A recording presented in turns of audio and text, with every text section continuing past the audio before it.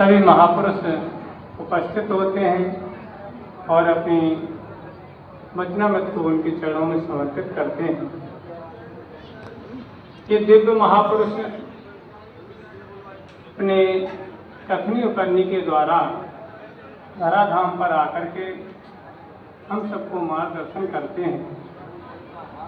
ये महापुरुष अपने रहते कितने लोगों को भगवत धाम पहुंचाते हैं, उसके बाद भी अपनी कीर्ति के द्वारा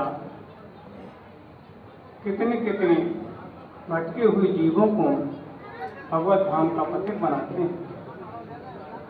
क्योंकि इन महापुरुषों का जन्म जीव के कल्याण के लिए ही होता है। ये तो रहते जग जुग उपकारी, तुम तुम्हार सेवक असराय।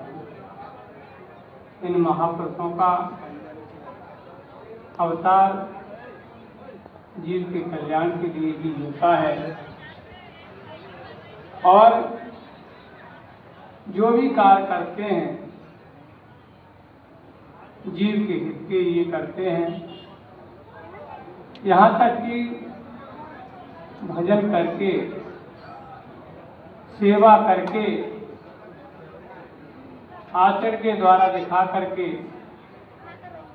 ये बताया, यदि मनुष्य जीवन मिला है, यदि मनुष्य जीवन मिला है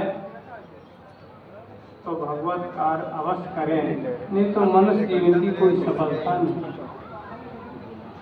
भगवत कृपा से, भगवान की कृपा का स्वरूप है 84 लाख योनियों के बाद भगवान कृपा करते हैं, अभी मनुष्य शरीर मिलता है। ये साधन साध नहीं, कृपा साध है। कबहु की कर करुणा नर देई, देत ईश्वर हेत संग। और ये दुर्लभ भी है और क्षणभंगुर भी है। दुर्लभो मानसो देहा, देही नाम क्षणभंगुरा। तत्रापि दुर्लभम मंदे वैकुंठम ये दर्शन।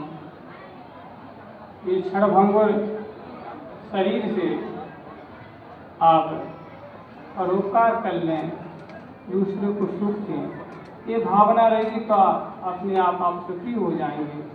क्योंकि सुख जीवन सबको चाहे, सुख जीवन है हमारा।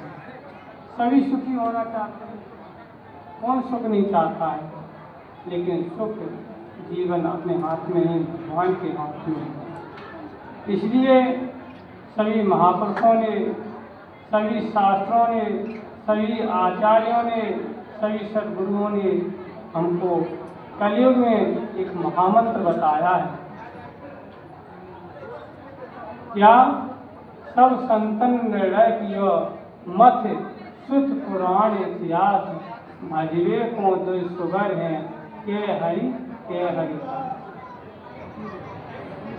आप इनका सेवन करेंगे तो अवश्य आप बाजी मार जाएंगे, और नहीं तो फिर सिर धुन धुन पछताए। कालें कर्में ईश्वरें मिथ्या दोष, क्योंकि कोई और अवलंब नहीं है।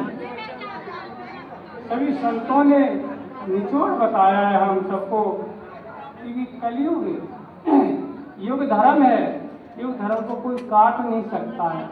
सिर्फ यदि कटेगा तो भगवान के नाम से ही कटेगा, और कोई उपाय नहीं है।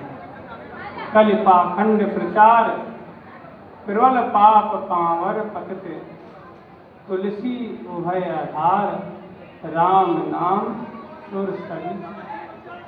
अभी आप सुन रहे थे हमारे बड़े भाई के द्वारा, तो महाराज जी कितना भविष्य की बात बताते रहे। क्या उन्होंने किस तरह दक्षिणा रखवाया, आगे भविष्य की क्या सोचा कि इससे बड़ा कितना काम करेंगे। क्योंकि जो वस्तु हमारे पास में तो वो छोटी बन के रह जाएगी, और वही वस्तु यदि महापुरुष के चरणों में पहुँच गई तो अनंत गुना हो जाएगी। इसलिए हम सब जने कुछ न कर सकें तो इतना तो कर लें, किसी न किसी महापुरुष की शरण में हो जाए। क्योंकि यदि हमको जो मिलना है अथवा मिला है वो यदि देखा जाए तो किसी न किसी महापुरुष की कृपा से ही मिला है और मिलेगा। इस बात को 1 से 1% सत्य मानना पड़ेगा कि गोस्वामी जी की बात को कोई असत्य नहीं कर सकता है। गोस्वामी जी ने लिखा है चौपाई के माध्यम से, मति, कीर्ति, गति, भूति, भलाई, यही चाहिए। बुद्धि चाहिए, कीर्ति चाहिए, भलाई चाहिए, गति चाहिए। जब जेई जतन जहाँ जेई पाई, सो जानव सत्संग प्रभाव, लोकों वेद न आन, कोई दूसरा उपाय नहीं। देखो, महापुरुषों को हम याद करने से क्या होता है, उनकी जो ऊर्जा है, अणु परमाणु हमको मिलते हैं। महापुरुष कितने वर्ष पहले क्यों न शरीर पूरा कर गए हों, लेकिन आज भी उनको सच्चे हृदय से हम याद करें तो आज वही फल मिलेगा जो उनके समय रहने पर मिलता था। प्रमाण भक्तमाल है। श्री पार्वती मैया के साथ में भूत भवन भगवान शंकर जा रहे थे, तो चलते समय में शंकर जी ने नंदी से उतर करके खेरे को, टीले को प्रणाम किया। प्रणाम किया तो पार्वती मैया बोली, यहाँ तो कोई है नहीं है, आप किसको प्रणाम किए? कोई देवी देवता मठ मंदिर नहीं है। तो कहा, देवी, यहाँ 1000 वर्ष पहले एक महापुरुष तपस्या कर गए, भजन कर गए, उनकी ऊर्जा अभी भी विराजमान है, इसलिए हमने उनको प्रणाम किया। तो उन्होंने भी प्रणाम किया। फिर आगे बढ़े, कुछ दूरी पे जाकर के फिर प्रणाम किया। तो देवी ने फिर पूछा, प्रभु यहाँ किसको प्रणाम किया? वहाँ तो तपस्या कर गए थे। कि यहाँ 1000 वर्ष बाद यहाँ एक महापुरुष आके तपस्या करेंगे, भजन करेंगे, उनकी ऊर्जा अभी से आने लगी। इसलिए महापुरुषों की गति मति क्या विचित्र होती, कौन पा सके। इसीलिए प्रियादास जी बोले का, गाँव राम कृष्ण को बोलो कर जोर, या को पावत न और छोर, गाँव राम कृष्ण को नहीं पाऊँ भक्ति दाव। राम कृष्ण का सांगोपांग चरित्र गा सकता हूँ, लेकिन भक्तों का चरित्र गाना बड़ी मुश्किल है।